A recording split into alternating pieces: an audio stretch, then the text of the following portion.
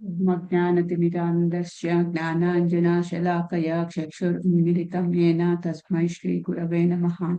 श्रीचैतन्यमनोभीष्टं स्थापितं येन भूतले स्वयं रूपः कदा मह्यं ददाति स्वपदान्तिकं।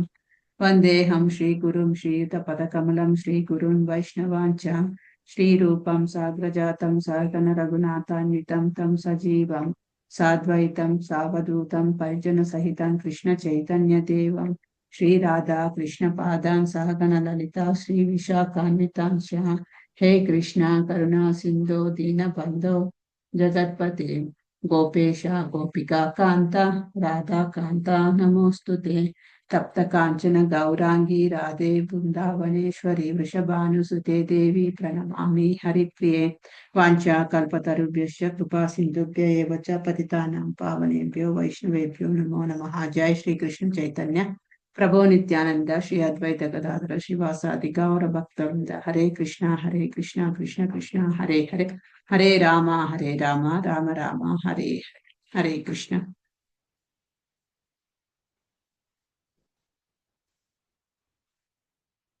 హరే కృష్ణ అండి. ఈరోజు మనము 6వ అధ్యాయము చెప్పుకోబోతున్నాము. సో ఒక్క నిమిషము పీపీటీ షేర్ చేస్తాను. సో దయచేసి అందరూ మ్యూట్ లో ఉండండి.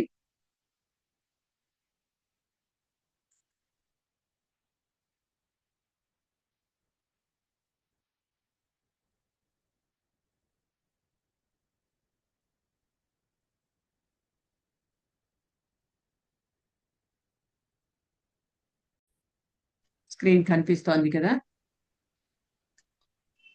కనిపిస్తుంది.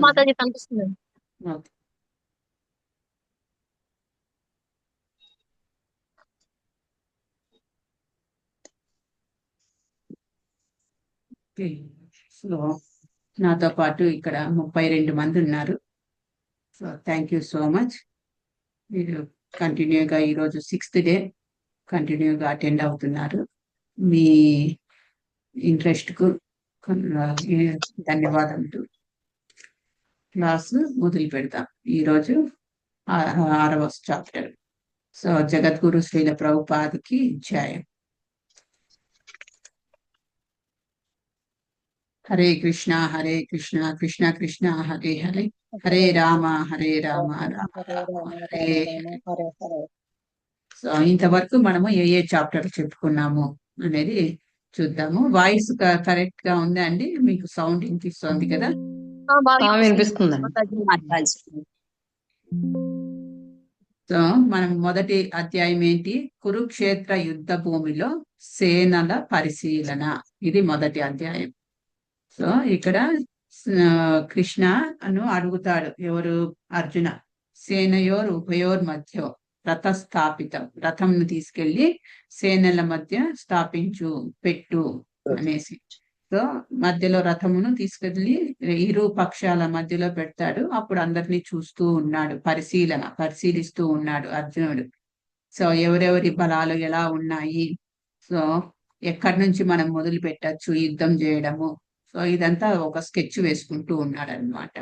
సో మనకు ఆ మొదటి అధ్యాయంలో మొదటి శ్లోకము ఇంపార్టెంట్. ధృతరాష్ట్ర ఉవాచ, ఆ శ్లోకం. సో ఆ శ్లోకం నుంచి మనకు అర్థమవుతోంది ధృతరాష్ట్రుడు ఎంతటి కుంచిత స్వభావుడు, ఎంతటి దురాశపరుడు, ఆధ్యాత్మికంగా గుడ్డివాడు, అంతే కాకుండా శారీరకంగా కూడా గుడ్డివాడు అని మనకు అర్థమైంది. ఆ తర్వాత ఈ కురుక్షేత్ర యుద్ధంలో సేనలను పరిశీలించిన తర్వాత అర్జునునికి నిరాశ చెందాడు. ఎందుకంటే అక్కడ ఎదుటి పక్షంలో ఉన్న వాళ్ళందరూ కూడా బంధువులే అవుతారు ఈయనకు. సో బంధువుల్ని ఎలా చంపేది నేను అనేసి మొదటి చాప్టర్ లో క్వశ్చన్స్ వేస్తాడు. పాపం వస్తుంది కదా, అలాంటి రాజ్యం తీసుకొని నేను ఎలా ఎంజాయ్ చేయగలను, ఇలా అన్ని క్వశ్చన్స్ వేస్తూ ఉంటాడు అనమాట. సో దానికి ఆన్సర్ గా మనకు 2వ అధ్యాయంలో కృష్ణ మాట్లాడడం మొదలు పెడతాడు. మొదటి అధ్యాయంలో భగవాన్ ఉవాచ లేదు, మొత్తము ధృతరాష్ట్ర ఉవాచ ఒక శ్లోకము, నెక్స్ట్ సంజయ ఉవాచ, నెక్స్ట్ అర్జున ఉవాచ, ఇవే చాప్టర్ అంతా. సెకండ్ చాప్టర్ లో మనకు కృష్ణ ఎంటర్ అవుతాడనమాట. ఎప్పుడైతే ధనుర్బాణాలు వదిలేసి అర్జునుడు నేను యుద్ధం చెయ్యను అన్నప్పుడు ఇంకా ఆయన మొదలు పెడతాడు. అర్జునుడు చేయవలసిన పని ఏంటి అని చెప్పడానికి. సో ఈ 2వ అధ్యాయంలో భగవద్గీత సారము ఇందులో ఏం చెప్తున్నారంటే ఆత్మ శరీరంకు డిఫరెన్స్ ఏంటి అని చెప్తున్నారు. ఆత్మ వచ్చి పర్మనెంట్, శరీరం అనేది టెంపరరీ. ఆత్మ శాశ్వతమైనది, శరీరము అశాశ్వతమైనది. శరీరంకు నాశనం ఉన్నది, ఆత్మకు నాశనం లేదు. ఆత్మకు చావు లేదు, శరీరంకు మాత్రమే చావు ఉంది. ఇదంతా చెప్తున్నారు 2వ అధ్యాయంలో. ఆ తర్వాత 3వ అధ్యాయంకి వెళ్ళేటప్పటికి కర్మయోగం. సో నేను యుద్ధం చెయ్యాలా వద్దా అని అడుగుతూనే ఉన్నాడు కంటిన్యూగా అర్జునుడు. సో దానికి కర్మయోగం గురించి చెప్తున్నాడు ఇక్కడ. యుద్ధం చెయ్యాలి, అంటే అది నీ యొక్క ధర్మము. నువ్వు క్షత్రియునివి కాబట్టి నీ యొక్క ధర్మం ఏంటి? యుద్ధం చేయడం నీ ధర్మము. నీ ధర్మంను వదిలేసి సన్యాసం తీసుకుంటాను అనడము తప్పు. అలా చేయడం వల్ల నీకు బ్యాడ్ నేమ్ వస్తుంది. అంతేకాకుండా అలా చేస్తేనే నీకు పాపం వస్తుంది. ఏదైతే నువ్వు నువ్వు కర్మ చేస్తూ ఎవరిని చంపినా నీకు పాపం అనేది ఉండదు. అలా కాకుండా కర్మను వదిలేసి వెళ్తేనే నీకు పాపం అనేది వస్తుంది. తర్వాత సన్యసించడము అనేది ఉత్తమమైన పని కాదు. అది నీకు నేను సజెస్ట్ చేయట్లేదు అని చెప్తున్నాడు అనమాట. నువ్వు యుద్ధం చేయడమే మంచిది అని నేను చెప్తున్నాను అని కర్మయోగంలో చెప్తున్నాడు. ఆ తర్వాత దివ్య జ్ఞానం, ట్రాన్సెండెంటల్ నాలెడ్జ్. దివ్య జ్ఞానం అంటే భగవంతుని గురించి. ఇక్కడ భగవంతుని యొక్క ఈ జ్ఞానము ఎంతటి దివ్యమైనది. సో ఆ దివ్యమైన జ్ఞానంను మనం ఎలా తీసుకోవచ్చు, ఎలా మనకు వస్తుంది అని అంటే గురు పరంపర ద్వారా మనకు ఆ దివ్యమైన జ్ఞానంను మనము తీసుకోవచ్చు అన్నమాట. గురువుకు మనము వినయంతో, విధేయతతో సేవ చేస్తూ, పరిప్రశ్నేన, గురువులకు ప్రశ్నలు అడుగుతూ, ఆ గురువు ప్రశ్నలు కూడా అడగడం ఎలా అడగాలి అంటే వినయంతో, విధేయతతో ప్రశ్నలు అడగాలి. అంతేకాని నీకేం తెలుసు, నాకే తెలుసు అన్నట్టు ఆర్గ్యూ చేస్తున్నట్టు, అవహేళన చేస్తున్నట్టు, గురువు యొక్క బాధ్యత కాదు, గురువు యొక్క శక్తిని టెస్ట్ చేస్తున్నట్టు, పరీక్షిస్తున్నట్టు మనము అడగకూడదు అనమాట. గురువు అంటేనే ఆల్రెడీ ఆయన సెల్ఫ్ రియలైజ్డ్ సోల్, అంటే ఆయన ఆత్మ సాక్షాత్కారం పొందిన వ్యక్తి. భగవంతుడు అంటే ఏంటి అని తెలుసుకున్న వ్యక్తి. అంతేకాకుండా మనకు భగవంతునికి మధ్య ఒక గురువు అనేవాడు ఉండాలి. గురువు లేకుండా మనము డైరెక్ట్ భగవంతుణ్ణి అప్రోచ్ అవ్వలేము. సో అప్రోచ్ అవ్వడానికి మనకు అర్హత అనేది లేదు. అది తెలుసుకున్నాము 4వ అధ్యాయంలో. నెక్స్ట్ నిన్న 5వ అధ్యాయంకి వచ్చేటప్పటికి కర్మయోగము, కృష్ణ చైతన్య సహిత కర్మయోగం అంటే యోగం అంటేనే కనెక్షన్, భగవంతునికి మనకు కనెక్షన్ అన్నమాట. ఎలాంటి వాటితో కనెక్షన్ చేయొచ్చు అని అంటే, నువ్వు ఇదే ఈ భౌతిక ప్రపంచంలోనే ఉండు. నువ్వు ఏదైతే సొసైటీలో ఉన్నావో సొసైటీలోనే ఉండు. నేను ఏకాంత ప్రదేశానికి పరిగెత్తుకొని వెళ్తాను, అన్ని వదిలేసుకొని వెళ్తాను అనడం కాదు. సొసైటీలోనే ఉండు, ఎక్కడ ఉన్నావో అక్కడే ఉండు. ఏ కర్మ చేస్తున్నావో నీ విధులను నువ్వు నిర్వర్తించు. కానీ ఆ విధుల వల్ల వచ్చే ఫలితాలను భగవంతునికి వదిలేయి. రిజల్ట్స్ ఆశించద్దు. రిజల్ట్స్ ను భగవంతునికి వదిలేయి. అంతేకాకుండా నువ్వు చేస్తున్న పనుల్లో భగవంతుణ్ణి సెంటర్ గా పెట్టుకో. భగవంతుణ్ణి కేంద్రీకరంగా పెట్టుకుంటే నీకు వాటి నుంచి వచ్చే రియాక్షన్స్ నుంచి నువ్వు తప్పించుకోవచ్చు. అదే కృష్ణ చైతన్య సహిత కర్మ. మీకు ఎగ్జాంపుల్ చెప్పాను. పలావు తినాలనిపిస్తోందని నీ టంగుకు సేక్ కోసము, నీ ఇంద్రియ తృప్తి కోసము, నీ కోసం లాగా కాకుండా భగవంతునికి చేస్తున్నట్టు, ఏదైతే కూరగాయలు కొనే దగ్గర నుంచి మంచి క్వాలిటీది ఇవ్వాలి. నేను ఈరోజు భగవంతునికి నైవేద్యం వండాలి, పలావు వండాలి, మంచి పనీర్ పలావ్ వండుతాము, పనీర్ మంచి క్వాలిటీ తీసుకున్నాము, క్యారెట్ మంచి క్వాలిటీ తీసుకున్నాము. అక్కడి నుంచే మన యొక్క చైతన్యము, కాన్షియస్నెస్ మనము రెడీ చేసుకోవాలి. ఎట్లాగైతే మనము పండగలు పబ్బాలు ఏదైనా వ్రతాలు నోములు ఉన్నప్పుడు ఎలా చేసుకుంటాము, నోములు ఉన్నాయి రేపు నోములకు కావాల్సినవి తీసుకొని రావాలి అనేసి మార్కెట్కి వెళ్తున్నప్పుడు అదే మైండ్ లో ఉంటుంది ఏమేమి తీసుకోవాలి అని. అది తీసుకునేటప్పుడు ఎలాంటివి తీసుకోవాలని ఉంటుంది, మైండ్ లో తిరుగుతుంటుంది. తీసుకొని వచ్చిన తర్వాత కూడా మనం ఎంగిలి పడకుండా, ఎంగిలి కాకుండా స్నానం చేసి పవిత్రంగా వండుతామా లేదా? అలా ఒక రోజు కాదు, పండగ పబ్బము వచ్చినప్పుడు కాదు, ప్రతిరోజు అలాగే చేయాలి. అలా చేసి అదే ఏదైతే ఆ ఫుడ్ ఐటమ్ చేస్తామో అది భగవంతునికి నైవేద్యంగా పెట్టి దాన్ని తీసుకోవడం వల్ల నీకు ఎటువంటి కర్మ అనేది ఉండదు. అంటే ఇక్కడ భగవంతుణ్ణి మనము కేంద్రంగా పెట్టుకుంటున్నాం. నా నాలుక తృప్తి కోసం కాదు నేను చేస్తున్నది, భగవంతునికి నైవేద్యంగా నేను చేస్తున్నాను. భగవంతునికి నైవేద్యంగా చేసి భగవంతునికి ఆఫర్ చేసినంత మాత్రము మన ప్లేట్లో 4 చపాతీలు ఉంటే 4 చపాతీల్లో 3 చపాతీలు మాయం చేసేయడు భగవంతుడు. భగవంతుడు అవన్నీ అట్లే పెడతాడు.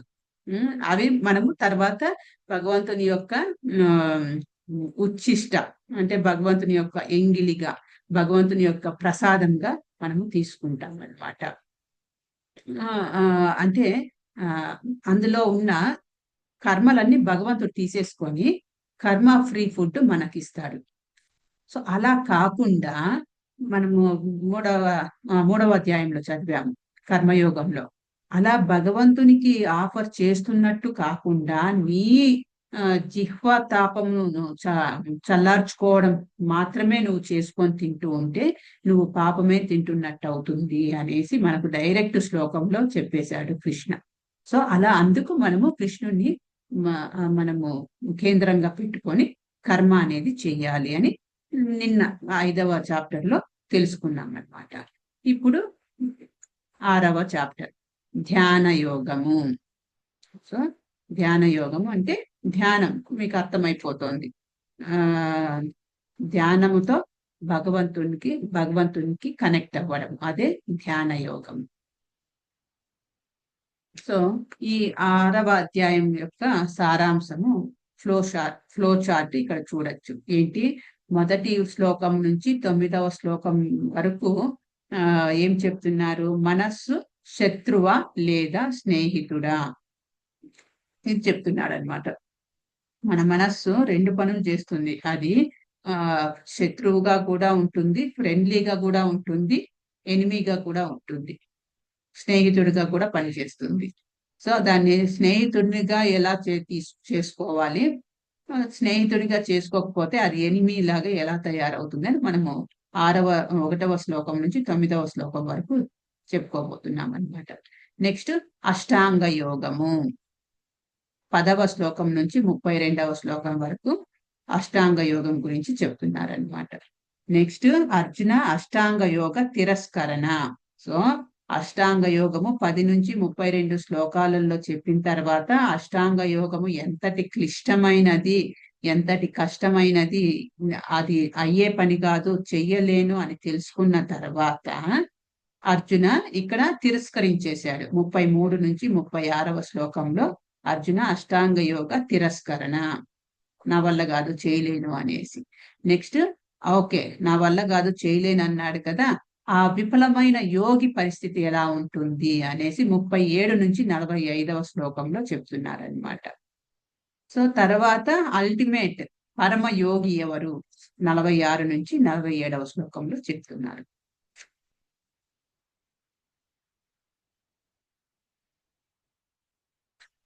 సో 6వ శ్లోకం చూద్దాం. 6వ శ్లోకం చెప్తున్నారు ఇక్కడ మనకు స్టార్టింగ్ 6వ అధ్యాయం 6వ శ్లోకం. 6వ అధ్యాయంలో మొదటి శ్లోకంలో ఏం చెప్తున్నారో చూద్దాం. ఎందుకంటే శ్లోక స్టార్టింగ్ కదా, దేంతో స్టార్ట్ అయింది? భగవాన్ ఉవాచ అనే స్టార్ట్ అయింది. 6వ అధ్యాయం మొదటి శ్లోకంలో శ్రీ భగవాన్ ఉవాచ ఏం చెప్తున్నారు? అనాశ్రిత కర్మ ఫలం కార్యం కర్మ కరోతి యః స సన్యాసి చ యోగి చ న నిరగ్నర్న చాక్రియః.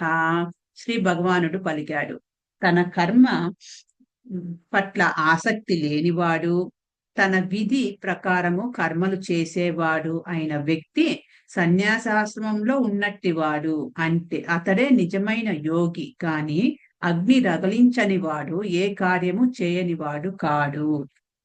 అగ్ని రగిలించని వాడు అని అంటే యజ్ఞాలు హోమాలు చెయ్యని వాడు అని. అగ్ని అదే కదా, హోమం చేయాలంటే అగ్ని రగిలిస్తాం కదా, అట్లా అగ్ని రగిలించని వాడు ఏ కార్యము చేయని వాడు కాడు అంటే చేస్తాడు అని చెప్తున్నారనమాట. అంటే ఇక్కడ భగవాన్ ఏం చెప్తున్నారు, తన కర్మ ఫలాల పట్ల ఆసక్తి లేనివాడు అంటే ఏదైతే కర్మ చేస్తాడో, పని చేస్తాడు, కర్మ చేస్తాడు, కర్మల నుంచి వచ్చే ఫలితాలను ఆశించడు. దాని ఫలితాలను అదే కదా మనకు 3వ అధ్యాయం నుంచి దాని గురించి చెప్తున్నారు. కర్మ ఫలితాలను ఆశించాడు. తర్వాత తన విధి ప్రకారము కర్మలు చేసేవాడు అయిన వ్యక్తి.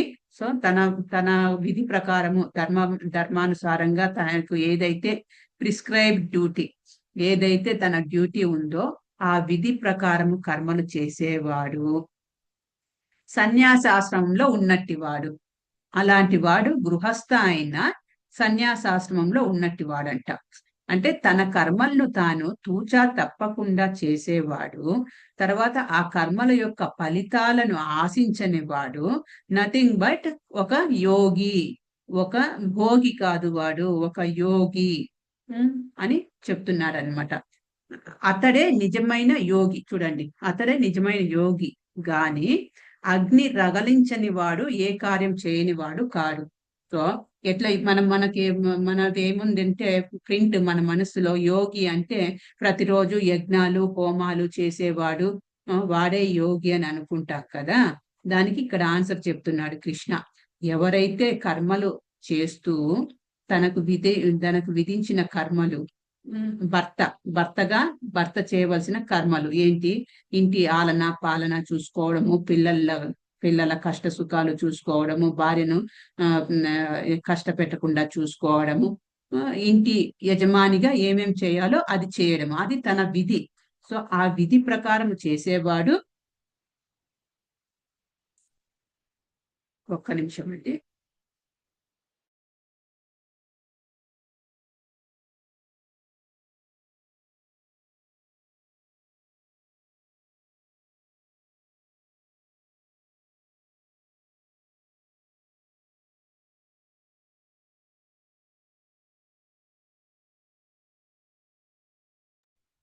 సరే అండి. సో అలా ఎవరైతే కర్మ ఫలాలు ఆశించకుండా తన విధి ప్రకారము తన కర్మలను తాను చేసుకుంటూ వెళ్తాడో వాడే ఆ సన్యాస ఆశ్రమంలో ఉన్నట్టు, వాడే మంచి సాధువు, వాడే మంచి యోగి. అంతేకాని వాడు ప్రతిరోజు యజ్ఞ హోమములు చేస్తున్నట్టే లెక్క అని అంటున్నారనమాట. అర్థమైంది అనుకుంటా మొదటి శ్లోకము. ఇక్కడ సెంటెన్స్ నెగిటివ్ గా చెప్పినారు చూడండి. యోగి గాని అగ్ని రగలించని వాడు ఏ కార్యము చేయని వాడు కాడు అంటే నెగిటివ్ సైడ్ నుంచి చెప్తున్నారు. ఇప్పుడు చూడండి, మీకు ఒక ఎగ్జాంపుల్ చెప్తాను. నేను చెప్పండి. మాకు 6వ శ్లోకం పెట్టారు మాతాజీ. 6వ శ్లోకము అదే, ఫస్ట్ 6వ శ్లోకమే ఉంది స్లైడ్ లో. కానీ నేను స్టార్టింగ్ ఎలా స్టార్ట్ అయ్యింది, ధ్యాన యోగము ఫస్ట్ శ్లోకం ఏం చెప్తున్నాడు భగవంతుడు అని జస్ట్ అన్నట్టు నేను చెప్తున్నాను అంతే. స్లైడ్ 6వ శ్లోకంతోనే స్టార్ట్ అయ్యింది. నేను ఇప్పుడు చూడండి, ఇది ఎలా నెగిటివ్ గా చెప్తున్నారంటే, నేను మా ఫ్రెండ్ వాళ్ళ ఇంటికి వెళ్ళాను, ఆమెను కలవడానికి వెళ్ళాను, మా ఫ్రెండ్ అక్కడ లేకపోలేదు అంటే ఏమర్థమవుతోంది? దానికి ఆన్సర్ ఏంటి? అక్కడ లేకుండా లేదు అంటే ఏంటి? ఉంది అక్కడ ఉంది అని అర్థం. లేకుండా లేదు అంటే ఉంది అని అర్థం. ఇక్కడ అదే అలాగే చెప్తున్నాడు చూడండి కృష్ణ. అతడే నిజమైన యోగి కాని అగ్ని రగిలించని వాడు ఏ కార్యము చేయని వాడు కాడు. అంటే అగ్ని రగిలించిన వాడు కాడు, ఏ కార్యము చేయని వాడు కాడు అని కాదు అని. అంటే వీళ్ళు అగ్ని రగిలిస్తున్నట్టే లెక్క, ఈ ఎవరైతే కార్యాలు తూచా తప్పకుండా తన విధి ప్రకారం తాను చేసుకొని వెళ్తున్నాడే వాడే పెద్ద యోగి, సన్యాసి.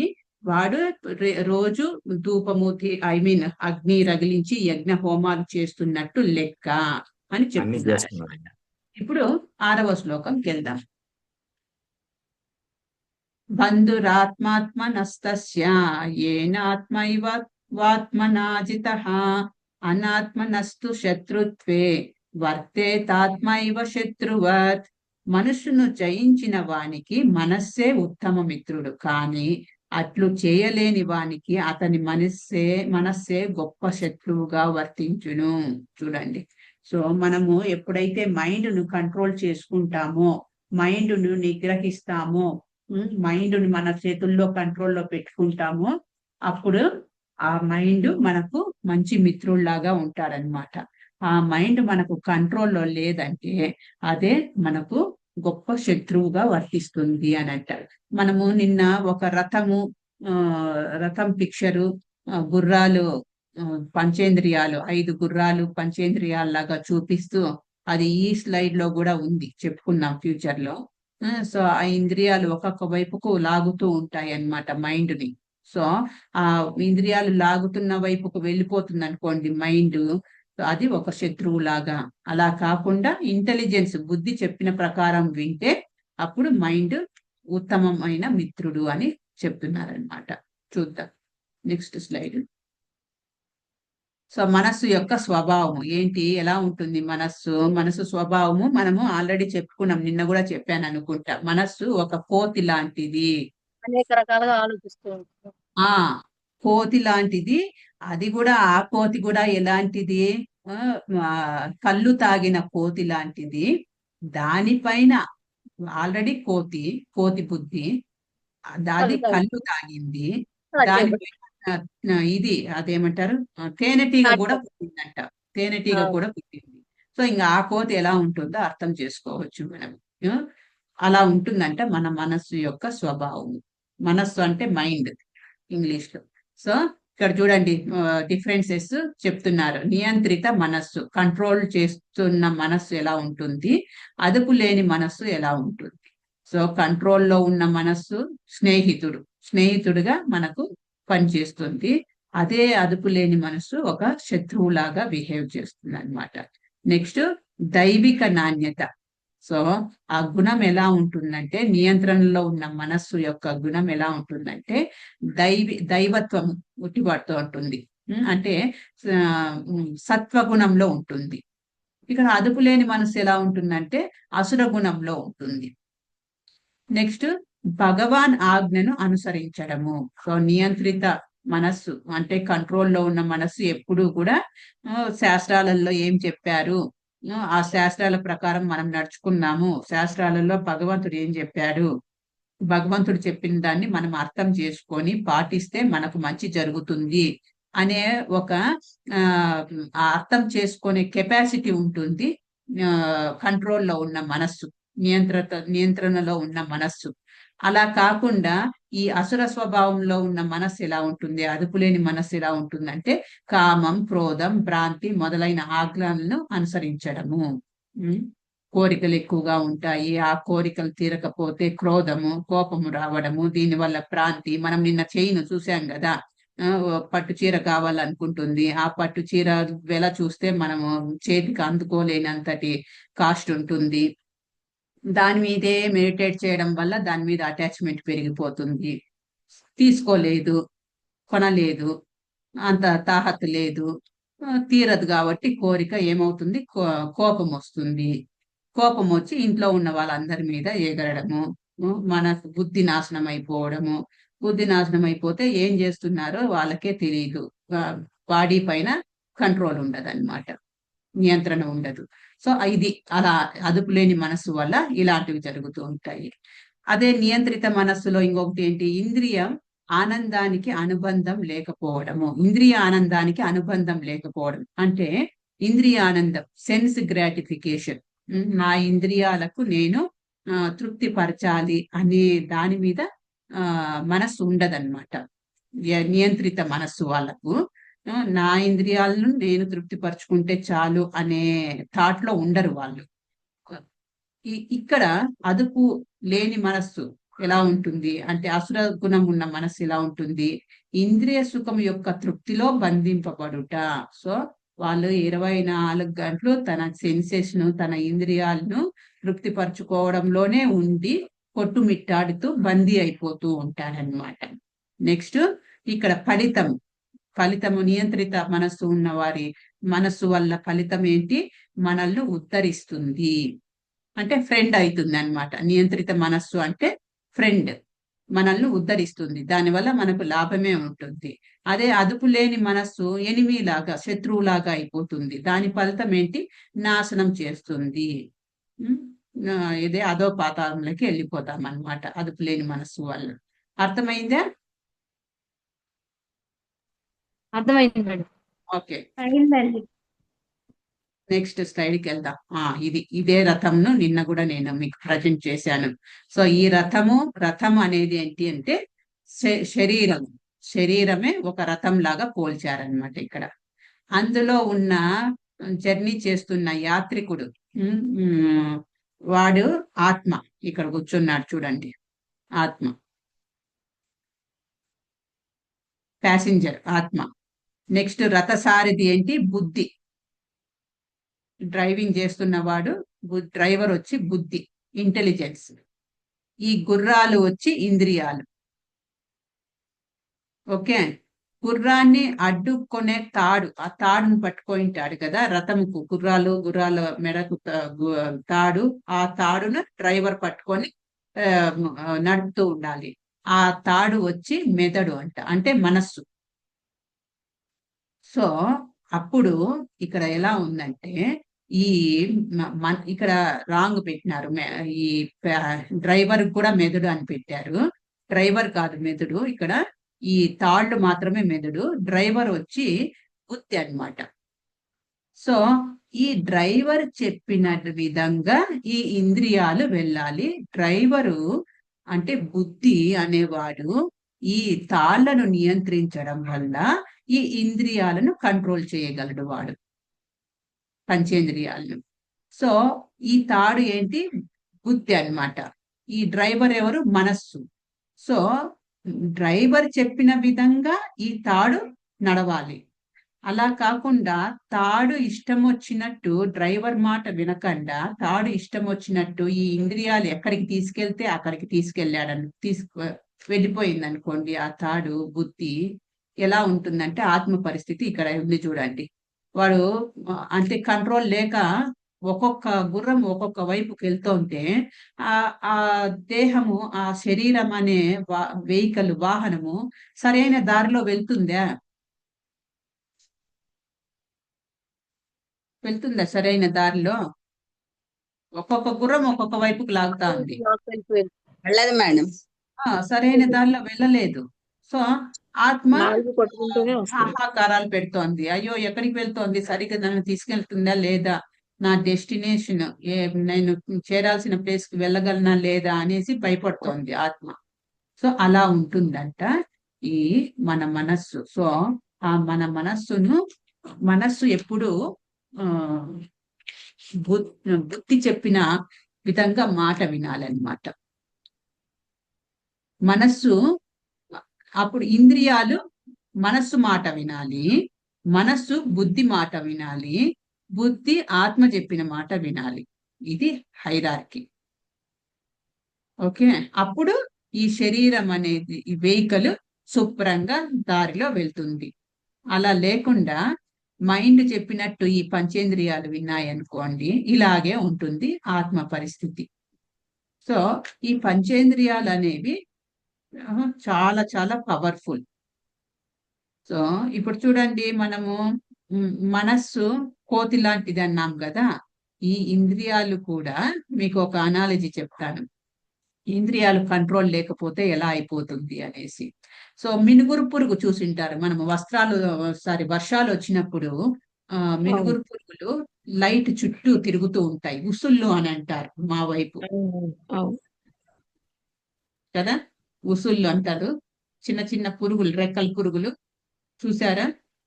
ఉసుళ్ళే అంటారు మేడం ఇక్కడ. ఉసుళ్ళు అంటారండి, మినుములు పురుగు ఉసులు కాదు. రెక్క పురుగులు అవి ఏంటి, ఆ లైట్ చుట్టే ఎగిరి లేకపోతే లైటో దీపమో ఉందనుకోండి, ఆ లైటింగ్ చుట్టూ ఎగిరి ఎగిరి ఎగిరి అక్కడే పడి అక్కడే చచ్చిపోతాయి అన్నమాట. అవును. సో అంటే అవి ఆ ఉసుళ్ళు అనేవి పురుగులు ఆ లైటింగ్ కి అట్రాక్ట్ అవుతాయి.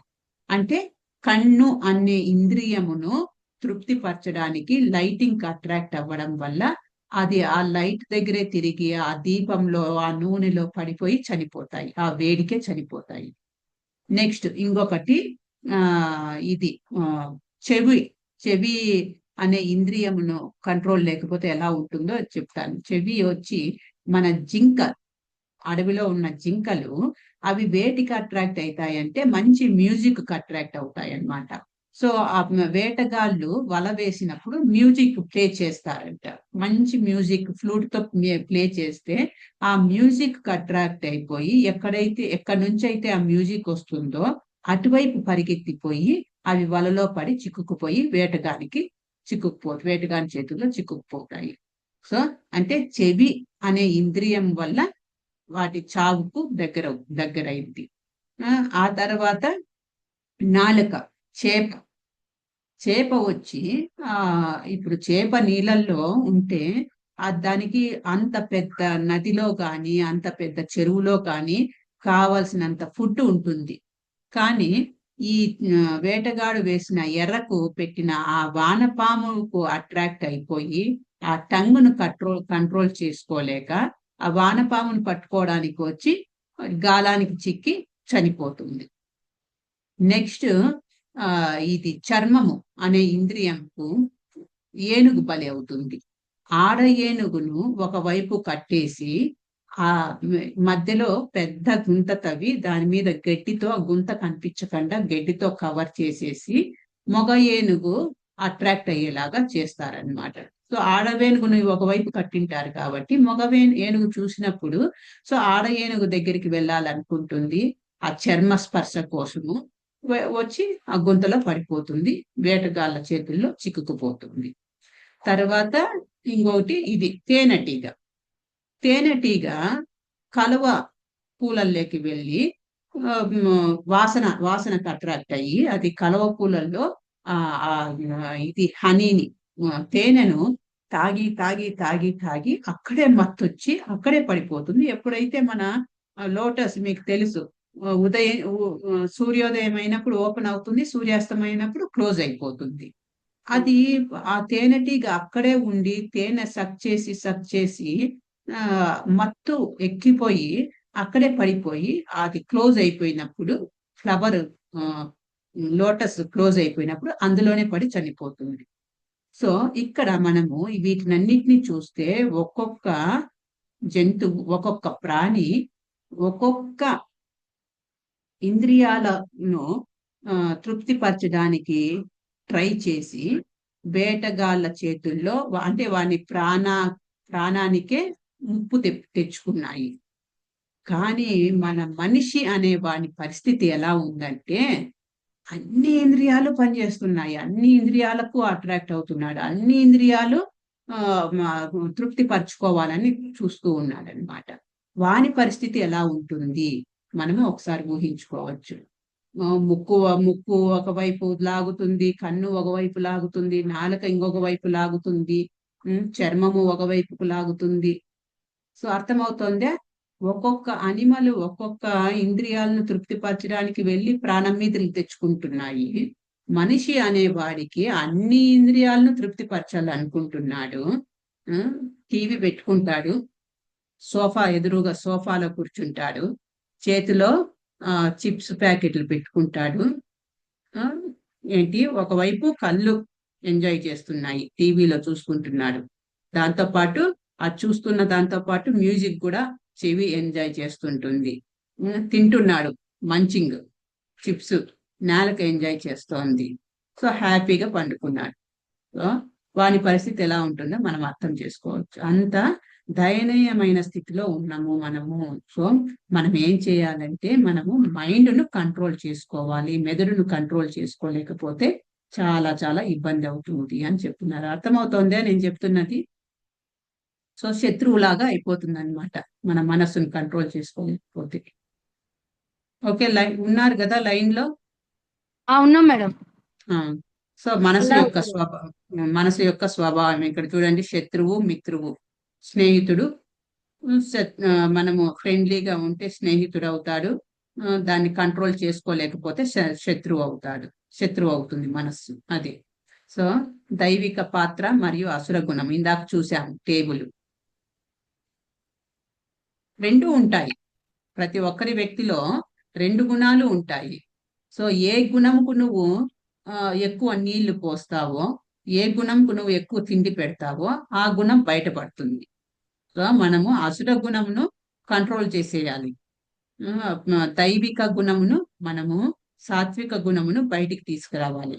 ఆ మైండ్ ని శత్రువు అనే దాన్ని కట్ చేసి మిత్రునిలాగా మనము తయారు చేసుకోవాలన్నమాట మనస్సును. అవగాహన, వెర్రి మనస్సు ఎలా ఎదుర్కోవాలి అనేది ఇక్కడ తెలిసిపోయింది మనకు. నెక్స్ట్ అష్టాంగ యోగం. అష్టాంగ యోగం 10వ శ్లోకం నుంచి 32వ శ్లోకంలో అష్టాంగ యోగం గురించి చెప్తున్నారనమాట. అంటే ఎలా కూర్చోవాలి, ఏమేమి దాంట్లో స్టెప్స్ ఉంటాయి, అవన్నీ కూడా తెలుసుకున్నాం. చూడండి, యోగ నిర్వచనము: మన చైతన్యము అత్యున్నతమైనది, స్పృహతో కనెక్ట్ అవుతోంది. సో మన చైతన్యము, యోగా నిర్వచనం వచ్చి భగవంతునితో కనెక్ట్ అవ్వడమే యోగా. కనెక్షన్ అంటే యోగా. సో భక్తి యోగా అంటే భక్తి ద్వారా కనెక్షన్ అవ్వడము భక్తి యోగా. ఆ తర్వాత ధ్యాన యోగా అంటే ధ్యానం చేస్తూ కనెక్ట్ అవుతే దాన్ని ధ్యాన యోగా అంటారు. కర్మయోగా అని అంటే ఇందాక చెప్పుకుంటున్నట్టు పని చేస్తావు, పని యొక్క రిజల్ట్స్ ఆశించవు, మనకు ఇచ్చిన నియమానుసారంగా విద్యుత్ ధర్మములను నువ్వు నిర్వర్తిస్తావు, దాని ద్వారా నువ్వు భగవంతుణ్ణి రీచ్ అవుతావు, అది కర్మయోగ. సో వీటన్నిటిలో కన్నా మనకు భక్తి యోగా అనేది అత్యున్నతమైనది. సో ఏది యోగం కాదు? సో ఈ యోగా అంటే మనం మామూలుగా వెంటనే ఏమొస్తుంది, ఉదయము యోగా మ్యాట్ పట్టుకొని వెళ్ళడమే యోగా అనుకుంటున్నాము.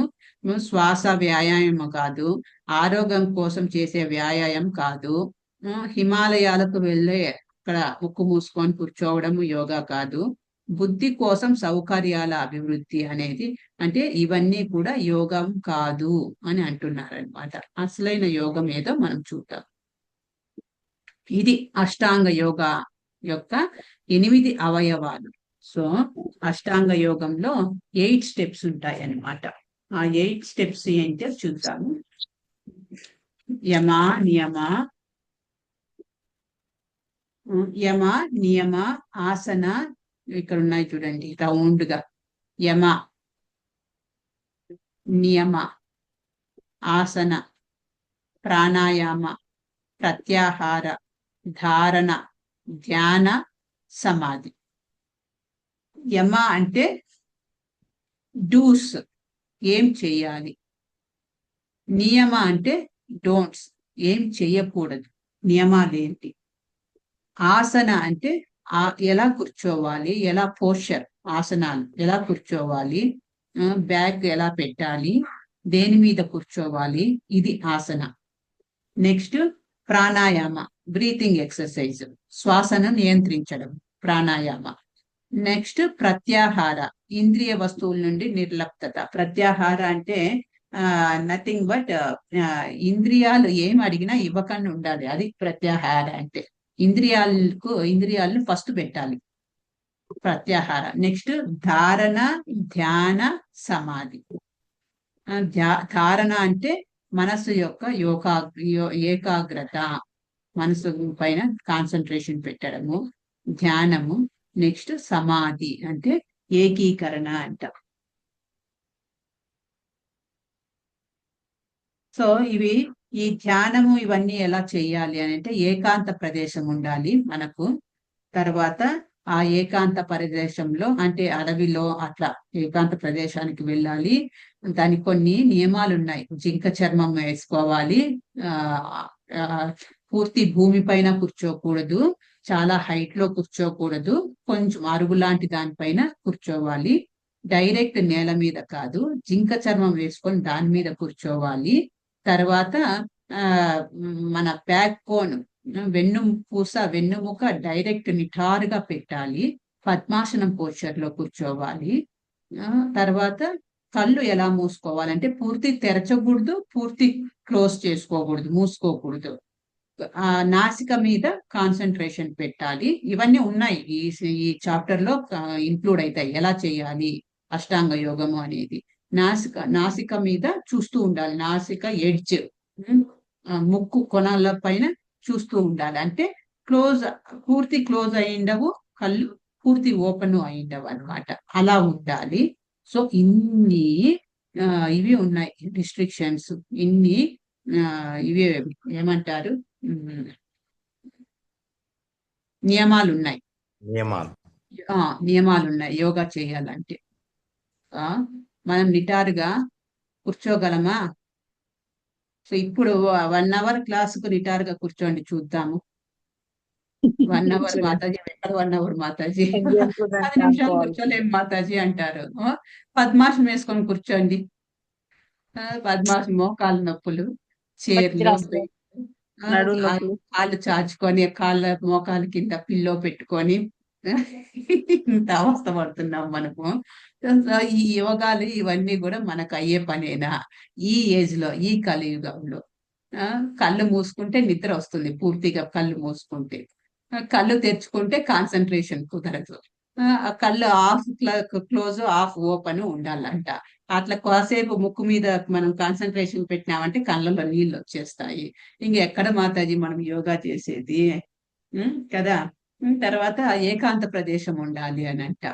మనం ఇప్పుడు ఏకాంత ప్రదేశం ఎవరో ఉండకూడదు, సంచారం ఉండకూడదు, చుట్టుపక్కల ఏ డిస్టర్బెన్స్ ఉండకూడదు. సో మనకు పక్కన మొబైల్ లేకపోతే మనకు నిద్ర రాదే. ఇంకా డిస్టర్బెన్స్ లేకుండా ఏకాంత ప్రదేశంలోకి వెళ్ళి భగవంతుని పైన ధ్యాస పెట్టే అంత సీన్ ఉందా మనకు? అవన్నీ పెట్టి అలాంటి ప్లేస్ కు వెళ్ళినా కూడా మనసు 12 రకాలుగా తిరుగుతుంటది కదా మాతాజీ. మనసు అదే ఇంకొకటి. అవన్నీ వెతుక్కొని ఎక్కడికో వెళ్ళి కూర్చున్నా కూడా, ముక్కు మూసుకొని కూర్చున్నా కూడా మనసు 12 రకాల పరివిధాలు ఆలోచిస్తూ ఉంటది కదా. ఏకాగ్రత చిత్తమేడ వస్తుంది. అవును. ఏదో బలవంతాన ఈ సీన్ అంతా క్రియేట్ చేశామే అనుకోండి. లోపల ఉన్న మనసు ఇందాక విన్నాము కోతి లాంటిది. ఆ కోతి మందు తాగింది. మందు పైన మందు తాగడమే కాదు, తేనెటీగ కూడా కుట్టిందంట. అలాంటి కోతి లాంటి మనసును మనం ఎక్కడ కంట్రోల్ చేయగలము? తర్వాత ఇప్పుడు ఎవరు ఫేస్ టు ఫేస్ మనం మాట్లాడుకునే పరిస్థితే లేదు. ఒకరికొకరి మనకు ఫేస్బుక్ ఉంటే చాలు అని అంటున్నారు. ఎదురుగా కూర్చుంటే గొడవలు అవుతున్నాయి. సో గొడవలే వద్దు. మాకు ఫేస్ టు ఫేస్ కూర్చొని మాట్లాడేదే వద్దు, ఫేస్బుక్లు ఉంటే చాలు అనే స్టేజ్కి వచ్చేసినాము.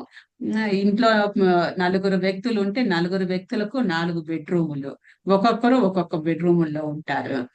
ఇంట్లో రూముల్లోనే ఉండి పక్క రూముల్లో మొబైల్లో వాట్సాప్ల్లో మెసేజ్లు, మొబైల్లో మాట్లాడుకోవడము, చాటింగ్లు. అట్లా అయిపోయింది ఈ కలియుగ పరిస్థితి. ఇంకా ఎక్కడ ధ్యానం చేస్తాం మనము? అందుకే మనకు ఈ కలియుగంకి ఏమిచ్చారు అని అంటే భక్తి యోగం అనేది ఇచ్చినారు. ఆ భక్తి యోగం కంటే మించిన యోగం ఏది లేదు. హ్యాపీగా నువ్వు ఎక్కడున్నావో, ఎలాంటి పరిస్థితుల్లో నువ్వు చేయగలవో, ఓకే నువ్వు నిటారుగా కూర్చొని జపం చేసుకోలేవా, పర్వాలేదు, చైర్లో కూర్చో, నిద్రపోకుండా జపం చేయి చాలు. ఇంత రిలాక్సేషన్స్ ఇచ్చారనమాట మన ప్రభుపాదుల వారు. ఓకే, నెక్స్ట్ స్లైడ్ చూద్దాము. వ్యాయామం అంటే శరీరంను మనస్సును రెండింటిని స్వాధీనంలో పెట్టుకోవడం వ్యాయామం అంటారనమాట. 6వ శ్లోకం 6వ అధ్యాయం 13వ శ్లోకంలో ఏం చెప్తున్నారో చూద్దాము. 13వ శ్లోకం 14వ శ్లోకం 2. సమం కాయ శిరోగ్రీవం ధారయన్న చలం స్థిరం సంప్రేక్ష నాసికాగ్రం స్వం దిశాశానవలోకయాన్ ప్రసానాత్మా విగత భీర్బ్రహ్మ ధారి ప్రతే స్థితః మనః సంయమ్య మచ్చిత్తో యుక్త ఆసీత మత్పరః. అదే ఇందాక డిస్కస్ చేశాం కదా. అదే శరీరమును, మెదడును, శిరమును చక్కగా సమముగా రుజు రేఖలో అంటే ఒకే స్ట్రైట్ లైన్ లో నిలిపి దృష్టిని నాసికాగ్రముపై కేంద్రీకరింపవలెను. ఆ విధముగా కలత నొందునటువంటి నియమిత మనస్సుతో భయమును వీడి బ్రహ్మచర్యమును పాటించుచు యోగి అయిన వాడు నన్నే హృదయమునందు ధ్యానించుచు నన్నే జీవిత పరమ లక్ష్యముగా చేసుకొనవలెను. సో ఇది కృష్ణ చెప్తాన్నాడు. అర్జున చెప్తాన్నాడు కదా, నేను ఏంటి అడవిలోకి వెళ్ళిపోతాను, ఏకాంత ప్రదేశానికి వెళ్ళిపోతాను, నేను తపస్సు చేసుకుంటాను, నేను ఒక యోగిని అవుతాను, యుద్ధం చేయను అని అంటున్నాడు కదా. ఇది నైనా యోగి యొక్క ప్రాసెస్. అవుతావా, ఇలా చేయగలవా అని చెప్తున్నాడు అనమాట. అష్టాంగ యోగ వ్యాయామం మనస్సు 6వ అధ్యాయం 26వ శ్లోకం.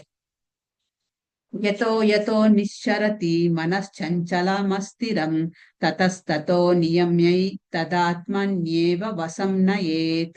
ఇది నాకు తెలిసి అర్జున ఉవాచ అనుకుంటా, 26వ శ్లోకం.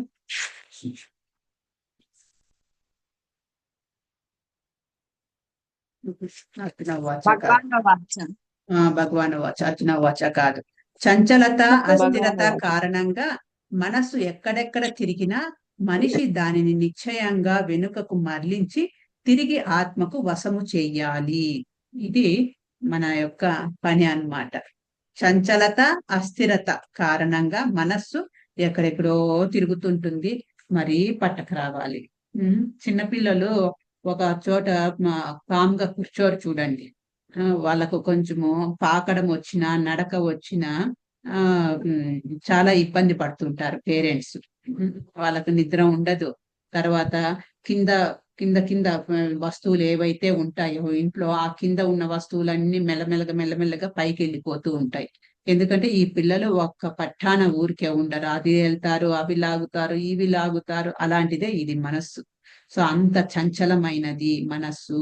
దీన్ని స్థిరత్వం మనస్సు ఎచ్చట పరిభ్రమించను మానవుడు దానిని అచ్చట నుండి తప్పక మరలించి ఆత్మవశంనకు గోని రావలను. సో తిరిగి తీసుకొని రావాల్సి వస్తుంది అని చెప్తున్నారు. అవగాహన. యోగా అంటే మనస్సును అదుపులో ఉంచుకోవడానికి తప్ప శరీరాన్ని కాపాడుకోవడానికి కాదు. అది యోగా.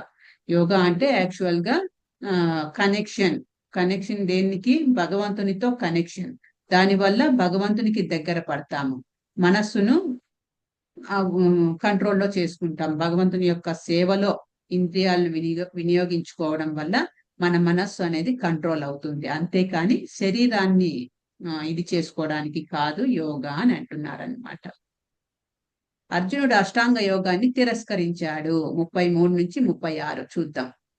33వ శ్లోకం. అర్జునుడు పలికాడు.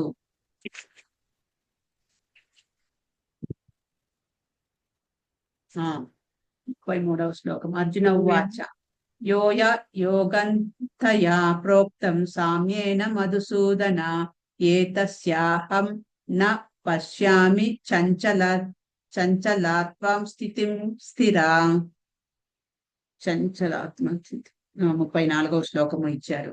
సో 33వ శ్లోకంలో అర్జునుడు పలికిన, ఓ మధుసూదన, మనస్సు చంచలము అస్థిరము కనుక నీవు సంగ్రహంగా చెప్పిన యోగ పద్ధతి నాకు సాధ్యమైనదిగా ఏదైతే సహింపరానిదిగా కనిపిస్తుంది. సో కృష్ణ, నువ్వు చెప్తున్న ప్రకారం చూస్తూ ఉంటే ఈ మనస్సును నేను కంట్రోల్ చేయలేను, చంచలమైనది మనస్సు.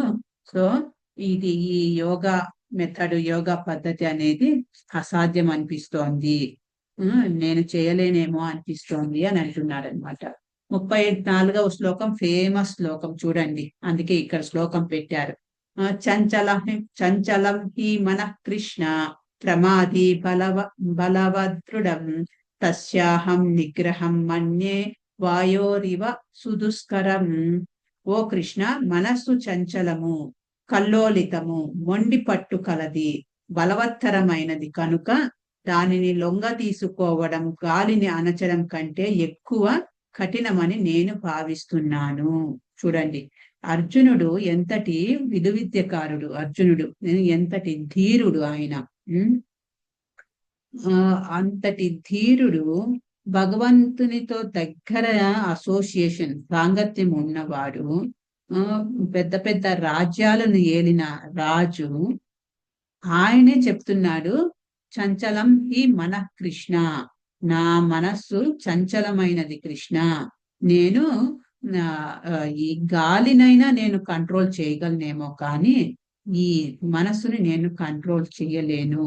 ఓ కృష్ణ, మనసు చంచలమును కలత నొందుచు నడియును, దృఢమును మిక్కిలి బలవత్తరమును అగుటచే దీనిని నిగ్రహించుట వాయువును నిగ్రహించుట కంటేను కష్టతరమని నేను భావిస్తున్నాను. అంటే వాయువునైనా నిగ్రహించగలను కానీ నేను మనస్సును నిగ్రహించలేను, అంతటి చంచలమైనది మనస్సు అని అంటున్నారు. చూడండి ఎంత పవర్ఫుల్ మనస్సు అనేది మనకు అర్థమవుతోంది. అర్జునుడు అంతటి వాడే చెప్తున్నాడు, నేను వాయువును కూడా నేను నిగ్రహించగలను. మీరు అబ్జర్వ్ చేసిండొచ్చు, ఈ మనం బస్సులో వెళ్తుంటాము, బస్సు స్పీడ్ గా వెళ్తూ ఉంటుంది, కొంచెం అట్లా చెయ్యి బయట పెట్టామనుకోండి బస్సు కిటికీలో నుంచి, ఆ గాలికి చెయ్యి కూడా కొంచెం అట్లా షేక్ అవుతుంది, మనది గాలికి తోసేస్తున్నట్టు అవుతుంది చెయ్యి. సో అంతటి వేగం, ఈవెన్ మనకు టోర్నడోలు, వాయుగుండము, ఏమంటారు వాయుగుండం కాదు, అది తిప్పుకుంటా మొత్తం లేపుకొని వెళ్తూ ఉంటుంది చూడండి, సుడిగాలి. ఇండ్లు, సుడిగాలి. సుడిగాలి, సుడిగాలి. సుడిగాలి, ఇల్లులు, చైర్లు, రేకులు అన్ని లేపుకొని వెళ్ళిపోతుంటుంది. ఫారిన్ కంట్రీస్ లో ఎక్కువ వస్తుంటుంది అవి, సుడిగాలు, టోర్నడోలు అంటారు. మనుషులను కూడా ఎత్తుకొని తీసుకొని పోయే అంతటి శక్తి ఉన్నది ఆ గాలికి. సో ఆ గాలినైనా నేను కంట్రోల్ చేయగలనేమో కానీ కృష్ణ, ఈ మనస్సును మాత్రం కంట్రోల్ చేయలేను అని అంటున్నాడు. సో అర్జునుడే అలా అంటూ ఉంటే మనం ఏమాత్రం యోగా చేయగలము, మనం ఏమాత్రము అష్టాంగ యోగం చేయగలము, అది సాధ్యమైన పనేనా? సో ఇట్స్ ఇంపాసిబుల్ అనేది అర్థమవుతుంది. సో అదే అర్జునుడు తిరస్కరించడము. అవగాహన, అర్జునుడు వంటి యోగ్యత కలిగిన వ్యక్తి అష్టాంగ యోగ మార్గాన్ని తిరస్కరించడము గమనార్హం. కాబట్టి ఈ కలియుగంలో ఈ యోగా మార్గం ఆధ్యాత్మిక సాక్షాత్కారానికి తగిన మార్గం కాదు, అది మనం అర్థం చేసుకోవాలన్నమాట. నెక్స్ట్, విఫలమైన యోగి యొక్క దశ. సో 37 నుంచి 45 శ్లోకాల్లో చెప్తున్నారు అనమాట. సో ఓకే, యోగా అనేది మనకు వర్కౌట్ కాదు ఈ కలియుగంలో చెప్తున్నారు. సో ఓకే, విఫలమైన యోగి యొక్క పరిస్థితి ఎలా ఉంటుంది అని అర్జునుడు అడుగుతున్నాడు అనమాట. 37వ శ్లోకంలో అదే అడుగుతున్నాడు అర్జునుడు. ఇంతోంది, అర్జునుడు పలికిన, ఓ కృష్ణ, తొలుత ఆత్మానుభూతి మార్గమును శ్రద్ధతో అనుసరించి పిదప లౌకిక భావన కారణంగా దానిని త్యజించి యోగమునందు పరిపూర్ణత్వమును పొందలేని విపులుడైన యోగి గమ్యమెట్టిది. సో ఆ యోగా చెయ్యాలని ట్రై చేశాడు కానీ వాడు సఫలుడు కాలేకపోయినాడు, విఫలమైపోయినాడు. సో అలాంటి యోగి యొక్క పరిస్థితి ఏంటి కృష్ణ? సో వాని యొక్క గమ్యం ఏంటి అని అడుగుతున్నాడు అనమాట. అప్పుడు ఏం ఆన్సర్ చెప్తున్నాడు? తత్ర తం బుద్ధి సంయోగం లభతే పార్వదేహికం యతతే చ తతో భూయా సంసిద్ధౌ కురునందన. ఓ కురునందన, అట్టి జన్మను పొందిన పిమ్మట అతడు పూర్వజన్మమునకు సంబంధించిన ఆధ్యాత్మిక చైతన్యమును పునరుద్ధరించుకొని పరిపూర్ణ విజయమును సాధించుటకు తిరిగి అధికమైన అభివృద్ధికై యత్నించును. సో అదే ఎవరైతే విఫలుడయ్యాడో అది మనకేమి నష్టం కాదు, ఇంకా కొంచెము ఉత్తమమైన జన్మ పొందుతాడు అతడు. ఇక్కడ చూడండి, అట్టి జన్మను పొందిన పిమ్మట, సో ఒక జన్మలో విఫలుడైనాడు.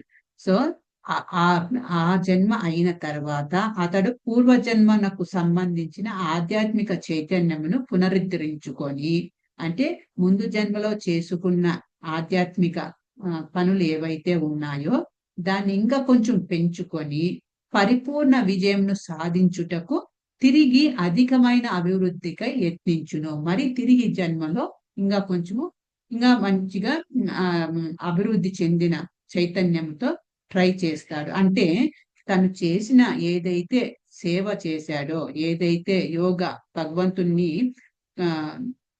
ఆ భగవంతుణ్ణి సాక్షాత్కారం పొందాలని ఏదైతే ప్రయత్నం చేశాడో ఆ ప్రయత్నంలో ఆ ఆ జన్మలో విఫలుడు అయిండొచ్చు, అంత మాత్రం నష్టం ఏం లేదు. నెక్స్ట్ జన్మలో అక్కడి నుంచి క్యారీ ఫార్వర్డ్ అవుతుంది అని చెప్తున్నారనమాట. సో ఇప్పుడు చూడండి, ఒక ఎగ్జాంపుల్ చెప్తాను. ఆ ఈ ఈ ఆల్రెడీ డిస్కస్ చేశామనుకుంటా. ఈ జన్మలో నేను ఆ డాక్టర్ అయి ఉంటాను. డాక్టర్ అయ్యాను అంటే ఎంబీబీఎస్ వరకు చదివాను, డాక్టర్ అయ్యాను, సర్జన్ అయ్యాను. సో నా లైఫ్ అయిపోయింది, చనిపోయాను. నెక్స్ట్ బర్త్ తీసుకున్నాను నేను. సో కానీ ఆ, ఈ జన్మ యొక్క జ్ఞాపకాలు నాకు గుర్తున్నాయి. సో ఆ జన్మలో నెక్స్ట్ జన్మలో నేను ఏదైతే మళ్ళా బేబీగా పుట్టానో, సో అప్పుడు నేను చెప్తున్నాను, నేను నేను డాక్టర్ని, నేను సర్జన్ అయినాను, నేను ఇప్పుడు కూడా మళ్ళా ఆ డాక్టర్ పని కంటిన్యూ చేస్తాను, ఆ ఆ, తర్వాత సర్జరీలు చేస్తాను, ఆపరేషన్ చేస్తాను అంటే ఎవరైనా ఒప్పుకుంటారా? ఒప్పుకోరు. అది నువ్వు ముందు జన్మలో నాయన డాక్టరు, ఇప్పుడు మళ్ళా చదువు, ఏబిసిడి నుంచి ఎల్కేజీ, యూకేజీ, ఫస్ట్ స్టాండర్డ్ నువ్వు చదవాల్సిందే, ఎంబీబీఎస్ బుక్ చదవాల్సిందే, కాలేజీలో చేరాల్సిందే, ట్రైనింగ్ పొందాల్సిందే అని అంటాం కదా. అలా అన్నమాట. అలా కాదు ఇది. సో ఏదైతే ముందు జన్మలో పూర్వ జన్మలో భగవంతునికి సంబంధించిన ఏదైతే కార్యం చేసి ఉంటామో ఆ చేయడం వల్ల, ఆ కార్యం చేయడం వల్ల నీకు పూర్వజన్మలో 35 పాయింట్లు నీ అకౌంట్ లో ఉంటే తిరిగి జన్మలో 36వ పాయింట్ నుంచి కంటిన్యూ అవుతుంది. అంతేకాని ఆ 35 పాయింట్లు పెట్టుకున్నవి ఆ నిరుపయోగం అనడానికి లేదు. అవి క్యారీ ఫార్వర్డ్ అవుతాయి. ఎంత ఉన్నా ఇది భక్తి సేవకు సంబంధించి అలాంటి ఫలితము క్యారీ ఫార్వర్డ్ అవుతుంది అని చెప్తున్నారనమాట. సుదీర్ఘ శిక్షణ తర్వాత పడిపోతుంది. ఆధ్యాత్మిక వేత్తల కుటుంబంలో జన్మించను. అదే అలాంటి యోగి పెద్ద పెద్ద ఇళ్లలో జన్మిస్తారనమాట. మంచి ధనవంతుల ఇళ్లలో జన్మించవచ్చు, లేకపోతే ఆధ్యాత్మిక వేత్తల కుటుంబంలో జన్మించవచ్చు. మంచి ఆధ్యాత్మికంగా అంటే భక్తియుత సేవ చేసుకునే వాళ్ళ ఇళ్లలో జన్మించి కంటిన్యూ చేయొచ్చు ఆ సేవను. స్వర్గలోకానికి వెళ్ళి, లేకపోతే ఇంకా మంచి ఎవరో గీస్తున్నారు స్క్రీన్ పైన, ఇంకా మంచి మంచి ఇది చేసుకున్నారు అనుకోండి, చాలా హై స్టేజ్ లోకి వెళ్ళాడు యోగా పద్ధతిలో, అలాంటి వాడైతే స్వర్గలోకాలకి వెళ్ళి అక్కడ తను ఏదైతే పుణ్యకార్యాలు చేశాడో అక్కడ వాటి యొక్క ఫలితము అనుభవించి తిరిగి ధనవంతుల కుటుంబంలో జన్మిస్తారట. అవగాహన. గతం తిరిగి రాదు, కానీ ఆగిపోయిన యోగా కొనసాగుతుంది. చూడండి, గతం తిరిగి రాదు. అదే చెప్తున్నాను కదా, పూర్వజన్మలో నేను డాక్టరు అని అంటే ఈ జన్మలో నేను సర్జరీ చేస్తాను, నేను ఆల్రెడీ పూర్వజన్మలో డాక్టర్ అంటే ఎవరు ఒప్పుకోరు, తన్ని తరుముతారు. మరి ఎల్కేజీ నుంచి చదువుకొని సర్టిఫికెట్ తీసుకొని రాకు అని అంటారు. అది భౌతిక విద్య. కానీ ఇక్కడ ఏం చెప్తున్నారు, ఆగిపోయిన యోగా కొనసాగుతుంది. నువ్వు పూర్వజన్మలో ఎంతవరకు చేసుకున్నావో దాని తర్వాత అట్లే కంటిన్యూ అవుతుంది నెక్స్ట్ జన్మలో అని చెప్తున్నారనమాట. పరమయోగి 46 నుంచి 47 వరకు చూడండి. ఎవరో స్క్రీన్ పైన మొత్తం గీకేశారు. 46వ శ్లోకం ఏం చెప్తున్నారు, తపస్విభ్యోధికో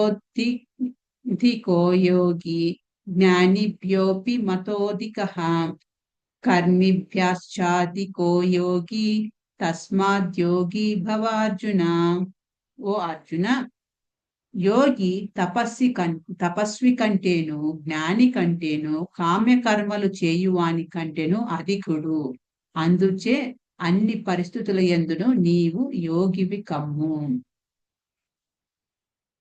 యోగా ల్యాడర్ ఇక్కడ.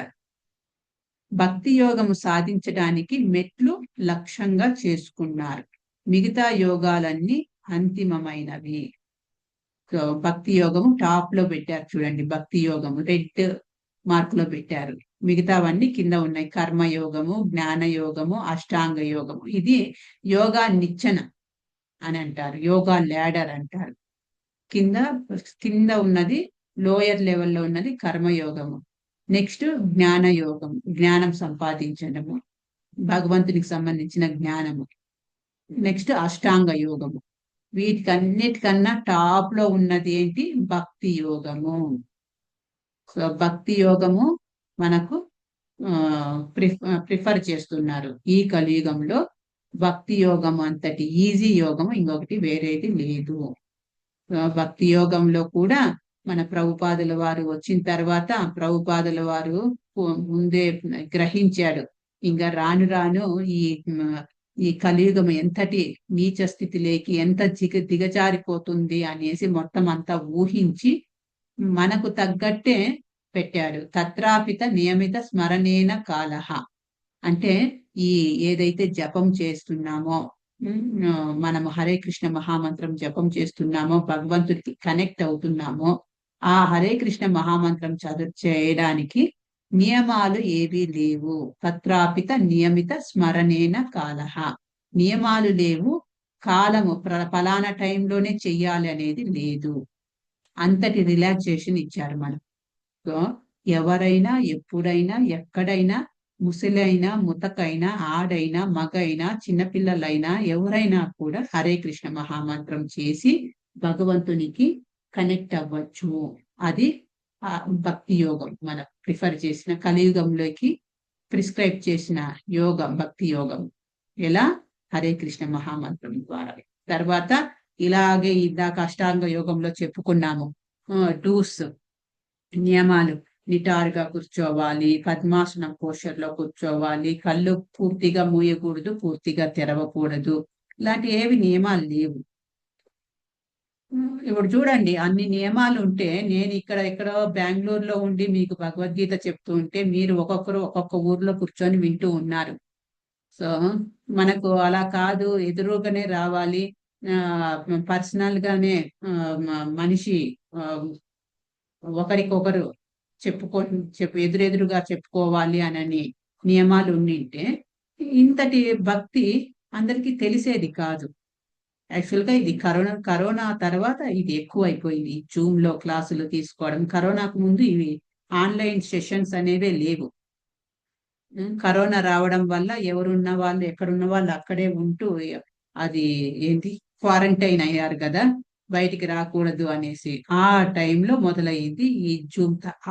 యాక్చువల్ గా మొదలైన తర్వాత ఈ జూమ్ క్లాసులు, ఈ 18 days సెషన్స్, ఇలా ఇవన్నీ చేసుకోవడం వల్ల ఇంట్లో ఉంటూనే ఆరాంగా అందరూ, ఈవెన్ లేడీస్ అయితే వంట చేసుకుంటూ కూడా వినొచ్చు.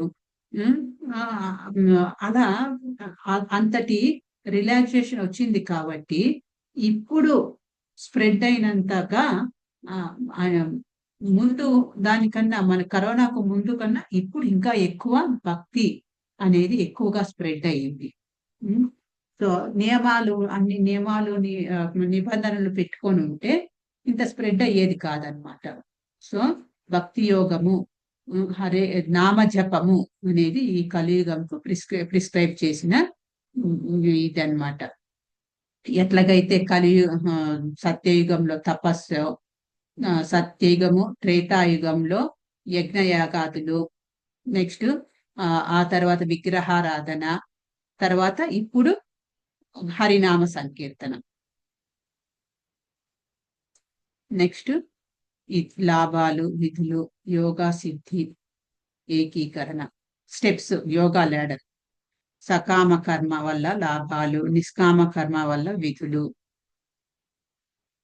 జ్ఞాన యోగము ఏకీకరణ, అష్టాంగ యోగం వల్ల యోగ సిద్ధి, భక్తి యోగం వల్ల భగవంతునికి దగ్గర అవ్వడం, భగవంతుణ్ణి మనం అర్థం చేసుకోవడం. పరమయోగి ఎవరు? పరమయోగి ఎవరు అని 6వ శ్లోకములో, 6వ అధ్యాయం 47వ శ్లోకంలో చెప్తున్నారు. యోగినామపి సర్వేషాం మద్గతేనాత్మనః శ్రద్ధవాన్ భజతే యో మాం సమే యుక్తతమో మతః. అత్యంత శ్రద్ధతో నా భావన యందే సదా నిలిచి విండువాడును, నన్నే సదా స్మరించువాడును, మరియు నాకు దివ్యమైన ప్రేమయుక్త సేవను వనరించువాడును అగు యోగి యోగులందరికంటేను అత్యంత సన్నిహితముగా నాతో యోగమునందు కూడినట్టి వాడై ఉన్నాడు. యోగులందరిలో అతడే అత్యున్నతుడు, ఇదియే నా అభిప్రాయము. చూడండి, ఇంకొకసారి చదువుతున్నాను చూడండి. వెరీ స్ట్రాంగ్ పాయింట్ ఇది, మనకు ఇంపార్టెంట్ శ్లోకం. యోగి అనేవాడు ఎవరు, భగవంతునికి ఎవరు ఇష్టం అవుతారు, ఎవరు భగవంతునికి దగ్గర అవుతారు అనేది ఇక్కడ చెప్తున్నారు చూడండి. అత్యంత శ్రద్ధతో నా భావన ఎందే సదా నిలిచి ఉండువాడును, నన్నే సదా స్మరించువాడును, మరియు నాకు దివ్యమైన ప్రేమయుక్త సేవను వనరించువాడును అగు యోగి యోగులందరికంటేను అత్యంత సన్నిహితముగా నాతో యోగమునందు కూడినట్టి వాడై ఉన్నాడు. యోగులందరిలో అతడే అత్యున్నతుడు, ఇదియే నా అభిప్రాయము. ఎవరు చెప్తున్నాడు? కృష్ణ చెప్తున్నారు. ఇక్కడ ఒక చిన్న స్టోరీ చెప్తాను. ఒక ఊర్లో ఇద్దరు బ్రాహ్మణులు ఉంటారు. సో బ్రాహ్మణుడు కాదు, ఒక బ్రాహ్మణుడు ఉంటారు, ఒకడు చండాలుడు, అంటే చెప్పులు కుట్టుకునేవాడు అనమాట. సో ఆ బ్రాహ్మణుడు 24 గంటలు ఎలా కనిపిస్తాడని అంటే పూజలు పునస్కారాలు, తర్వాత అదేంటి మడి కట్టుకొని ఉండడము, నియమాలు నిబంధనలు అవన్నీ పాటిస్తూ ఉంటాడనమాట. తూచా తప్పకుండా మార్నింగ్ లేచినప్పటి నుంచి చేసుకుంటూ ఉంటాడు. ఆ బ్రాహ్మణుని వాళ్ళ ఇంటి బ్రాహ్మణుని పక్కన చండాలుడు కూడా చెప్పులు కుట్టుకుంటూ ఉంటాడనమాట. వాని పని వాడు చేసుకుంటూ ఉంటాడు. ఆ బ్రాహ్మణుని ఇంటి ఎదురుగానే ఒక వేశ్య కూడా ఉంటుంది అనమాట. ఆ వేశ్య ఆవిడ పని ఏంటి? కస్టమర్స్ ని అట్రాక్ట్ చేయడమే ఆమె పని. సో ఆ కస్టమర్స్ ఇచ్చే డబ్బుతో ఆవిడ కడుపు నింపుకుంటూ ఉంటుంది. ఆ బిజినెస్ అది ఆవిడది, అంతే. సో ఆ కస్టమర్స్ అట్రాక్ట్ చేయడం కోసము ఆమె అందంగా రెడీ అయిపోయి ఇంటి ముందర నిలబడి ఉంటుంది. ఈ బ్రాహ్మణుడు రోజు చూడడము ఆవిడని తిట్టుకుంటూనే ఉంటాడు. ఇది ఏమిటి ఈవిడి ఇలా ఉంది, ఆవిడ చూడు కావాలని అలాంటి డ్రెస్ వేసుకుంది, ఈ కస్టమర్స్ ని అట్రాక్ట్ చేయడానికి ప్రతిరోజు అదే గొనుగుతూనే ఉంటాడనమాట ఆవిడ పైన. సో మనుషులు వచ్చిన ప్రతిసారి వచ్చారమ్మా ఇల్లు వచ్చారు, ఇంకా లోపలికి వెళ్తారు, 1 గంట తర్వాత మళ్ళీ బయటకు వస్తారు. ఏం బతుకు ఈవిడిది, ఇలా తిడుతూనే ఉంటాడు. దానికి ఆవిడ గురించి ఆలోచిస్తూనే ఉంటాడు, గొనుగుతూనే ఉంటాడనమాట. ఆ పక్కలోనే ఉన్న చండాలుడు మాత్రము ఆయన చేస్తున్న పని ఏదైతే ఉందో, చెప్పులు కుట్టే పని అయినప్పటికీ కూడా ప్రతి క్షణము ఆయన భగవంతుని నామస్మరణలోనే ఉంటాడు. తన పని తాను చేసుకుంటూ ఉంటాడు. చుట్టుపక్కల ఏమి జరుగుతున్నా కూడా పట్టించుకోకుండా ఉంటాడు. ఎవరి పనులు వాళ్ళు చేసుకుంటున్నారు అన్నట్టే నా పని ఇది, నేను చెప్పులు కుట్టుకోవడము, నాకు కుట్టించుకోవడానికి వచ్చిన వాళ్ళకు నేను సంతృప్తి పరచడము, తర్వాత భగవంతుని నామస్మరణ చేసుకుంటూ ఏ పని అంటే చెప్పులు కుడుతున్నా కుట్టకపోయినా, బేరం ఉన్నా బేరం లేకపోయినా భగవంతుని స్మరించుకుంటూ ఉంటాడనమాట. సో ఆ తర్వాత ఒకసారి ఒక పెద్ద భూకంపం వస్తుంది ఆ ఇంట్లో, ఆ ఏరియాలో భూకంపం వస్తుంది. యమభటులు వస్తారనమాట. యమభటులు వచ్చి బ్రాహ్మణుడిని తీసుకుపోతా ఉంటారు. సో బ్రాహ్మణుడు వాడు, నన్నెందుకు తీసుకుపోతున్నారు, నన్ను కాదు మీరు తీసుకోవాల్సింది, మీరు తప్పు అడ్రస్కి వచ్చినట్టున్నారు, నేను రోజు పూజలు పునస్కారాలు చేసుకుంటూ ఉన్నాను, అది అక్కడున్నాడు చూడండి చండాలుడు, వాడిని అనుకుంటా మీరు తీసుకొని పోవాల్సింది, బై మిస్టేక్ పక్కలో ఉన్న మా ఇంటికి వచ్చేసారు అని అంటాడనమాట. అప్పుడు యమభటులు చెప్తారు, లేదు లేదు, మేము మిమ్మల్ని తీసుకొని, ఒక్క నిమిషము,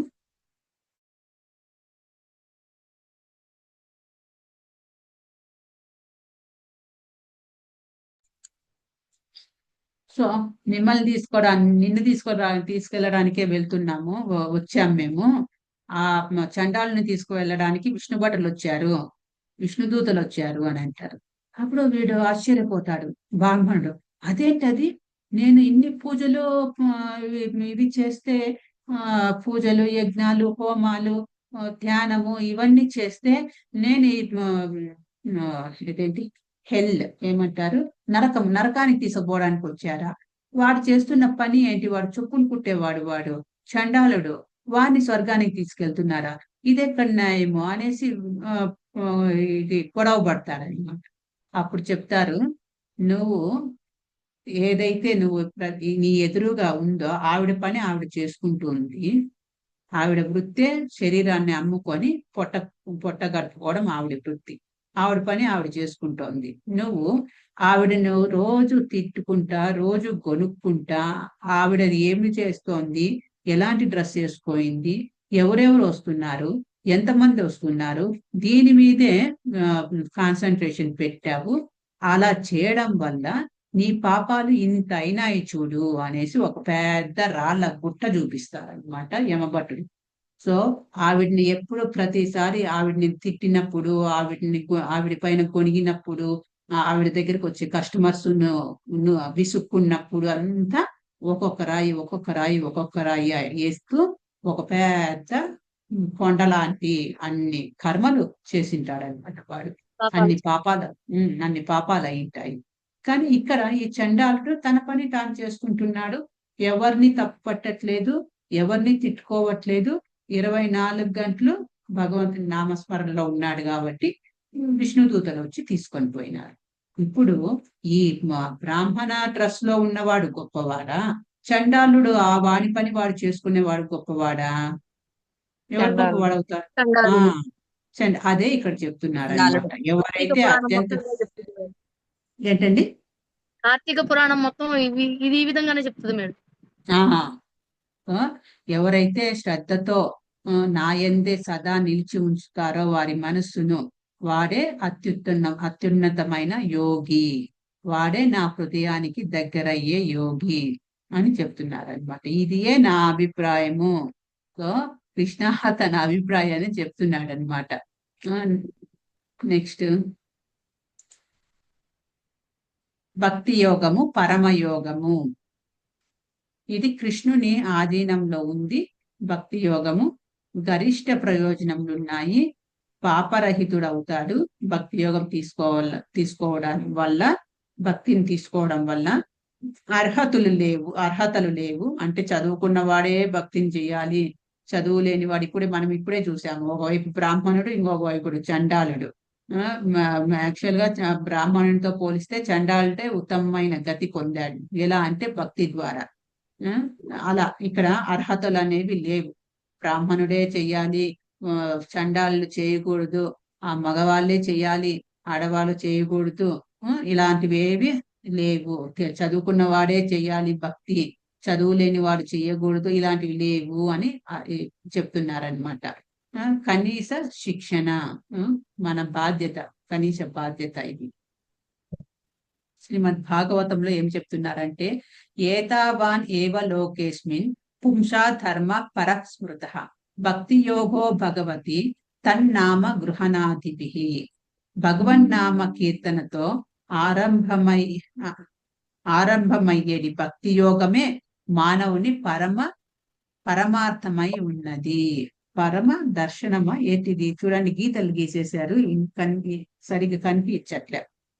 పరమ ధర్మమై ఉన్నది. భగవన్నామ కీర్తనతో ఆరంభమయ్యేది భక్తి యోగమే మానవుని పరమ ధర్మమై ఉన్నది. సో ఇప్పుడు ఎవరైతే ఇస్కాన్ లో చూసారంటే, మీరు ఇస్కాన్ డివోటీస్ ఇక్కడ ఉన్న వాళ్ళందరూ వాళ్ళే. ఉదయం 4:30 నుంచి మొదలవుతుంది మా కార్యక్రమాలు. 4:30 లోపల స్నానం అయిపోయి మంగళారతి, భగవంతునికి మంగళారతి జరుగుతుంది. మంగళారతి చేయడము, మంగళారతి తర్వాత నామ జపము, హరినామ జపము, హరే కృష్ణ కృష్ణ కృష్ణ హరే హరే, హరే రామ రామ రామ హరే హరే. ఒక్కొక్క మంత్రము 108 సార్లు చేస్తే ఒక మాల. అలాంటి మాలలు మేము 16 మాలలు చేస్తాము. అంటే దగ్గర 2 hours పడుతుందన్నమాట. సో ఆ జపంతో, హరినామ జపంతో రోజు అనేది మొదలవుతుంది అన్నమాట.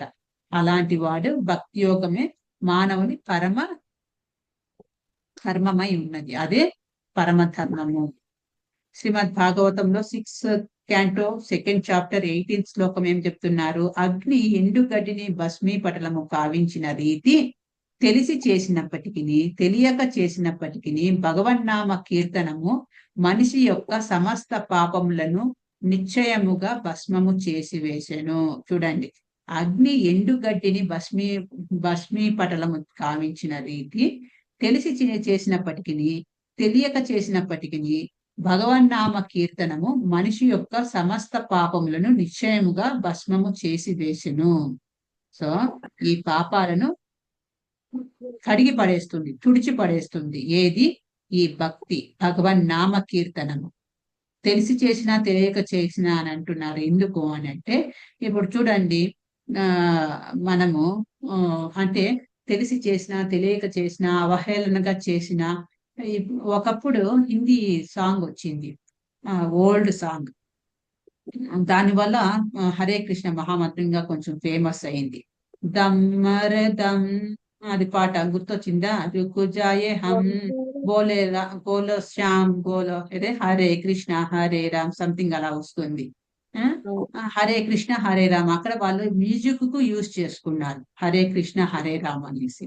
కానీ అది విన్న వారికి కూడా ఆ పాపాలు తుడిచిపెట్టకపోయినాయి. తర్వాత ఇంకొకటి, ఇట్లా మేము ఏదైనా ఇస్కాన్ వాళ్ళు రోడ్లలో నడుచుకుంటూ వెళ్తున్నారు అనుకోండి, తిలకం పెట్టుకొని జపమాల పట్టుకొని వెళ్తున్నారు అనుకోండి, ఓ వీళ్ళ హరే కృష్ణ వాళ్ళు అని అన్నారు అనుకోండి, హరే కృష్ణ అన్నారు, నామ జపం చేశారు, వెంటనే వాళ్ళకు బెనిఫిటే ఉంటుంది.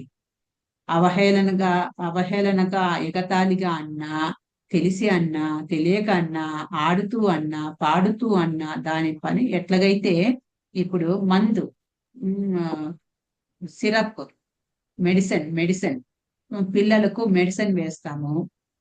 జ్వరం వచ్చినప్పుడు దగ్గు వచ్చినప్పుడు మెడిసిన్ వేసినప్పుడు పిల్లలు ఏమి నవ్వుతూ తీసుకుంటారా? పిల్లలకు ఏడుస్తూ తీసుకుంటారు, బలవంతాన మింగుతారు.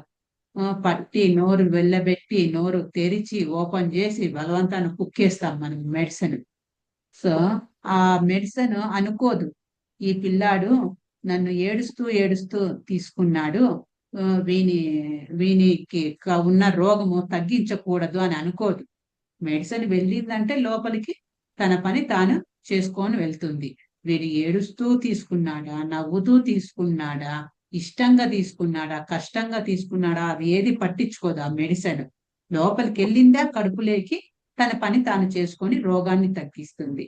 అలాగే ఈ హరే కృష్ణ మహామంత్రం చెవుల ద్వారా హృదయంలోకి వెళ్ళిందా, తన పని తాను చేసుకొని వస్తుంది అనమాట. కష్టంగా చేసినా, ఇష్టంగా చేసినా, ఎగతాళిగా చేసినా దాని పని తాను చేసుకుంటుంది. అది భగవన్నామ కీర్తనం యొక్క మహిమ. సో ఇలా హరే కృష్ణ మహామంత్రం, తులసి పూజ, ప్రసాదం మాత్రమే తినడము. ఇది మాయాపూర్ లో ఉన్న డీటీస్ అన్నమాట. మనము హరే కృష్ణ మహామంత్రం ముందు చెప్తాం కదా, జయ శ్రీకృష్ణ చైతన్య ప్రభు నిత్యానంద శ్రీ అద్వైత గదాధర శ్రీవాసాది గౌర భక్త వృంద అని మంత్రం చెప్తాం కదా, వాళ్ళు ఎవరో కాదు, వీళ్ళే. సో ఈ సెంటర్ లో ఉన్న అతను, ఎల్లో డ్రెస్ అతను చైతన్య మహాప్రభు. ఈ Chaitanya Mahaprabhu right hand side ఉన్నతను నిత్యానంద. సో చైతన్య ఎవరో కాదు, కృష్ణుని యొక్క కలియుగ అవతారము. దీన్ని ఈ అవతారంను చన్న అవతారం అంటారు, రహస్యమైన అవతారం. భక్తుని రూపంలో వచ్చాడు ఆయన, భగవంతుని రూపంలో రాలా. అందుకే ఎక్కడ చెప్పుకోవాలా నేను భగవంతుణ్ణి అని. సో భక్తుని రూపంలో వచ్చిన చైతన్య మహాప్రభు భగవంతుని యొక్క అవతారం, కలియుగ అవతారం. ఈయన నిత్యానంద, బలరాం. కృష్ణుడు ఎక్కడ ఉంటాడో అక్కడ బలరాం ఉండనే ఉంటాడు. సో బలరాము నిత్యానంద అవతారంలో వచ్చాడనమాట. శ్రీకృష్ణ చైతన్య నిత్యానంద, ఈయన అద్వైత, వాళ్ళ యొక్క ఫాలోయర్స్, అనునయులు, అద్వైత ఆచార్య. ఇక్కడ left hand side Chaitanya Mahaprabhu left hand side ఉన్న అతను గదాధర పండిత్, గదాధర. ఈయన శ్రీవాస్, ఈ లాస్ట్. వీళ్ళందరినీ కలిపి పంచతత్వ అంటారు, గురుతత్వాలు వీళ్ళు. సో ఆ పంచతత్వ మంత్రం చెప్పి ఫస్ట్ హరే కృష్ణ మహామంత్రం చెప్పాలన్నమాట. ఎందుకు అనంటే మీకు ఇందాక చెప్పాను నేను, భగవంతుడికి భక్తి చేయాలంటే మనము డైరెక్ట్ అప్రోచ్ అవ్వలేము. భగవంతునికి మనకు మధ్య గురువు అనేవాడు ఉండాలి అనేసి. సో ఆ గురుతత్వమును మనం ఒకసారి జై శ్రీకృష్ణ చైతన్య ప్రభో నిత్యానంద శ్రీ అద్వైత గదాధర శ్రీవాసాది గౌర భక్త బృందాని గురుతత్వంకు ప్రణామంగా అర్పించి అప్పుడు హరే కృష్ణ మహామంత్రం చేస్తాం అన్నమాట. అవగాహన. ఆలోచనలు అవ్వడానికి సాధ్యం కాని మనస్సును ఎలా నియంత్రించడం. సో మనం స్టార్టింగ్ లో చెప్పుకున్నాము సారాంశంలో ఏ శ్లోకాలు ఏవేవి కవర్ చేశాయి అని. అదే ఇక్కడ మరి ఇంకొకసారి చెప్పారనమాట. సో ఇది chart, yoga chart, I mean flow chart starting లో చెప్పుకున్నాం. ఇది కూడా అంతే. ఈ ముందు వేసిన చార్ట్ ఒకసారి స్లైడ్ మళ్ళీ ఒకసారి వేయరా? ఒక్క నిమిషం.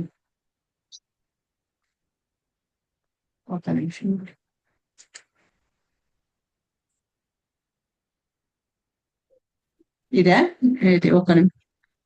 ఇది కాదు, ఇది మన ఇదే? ఏంటంటే దీనికంటే ముందు ఇది సారాంశము. ఇది ఒక్క నిమిషం.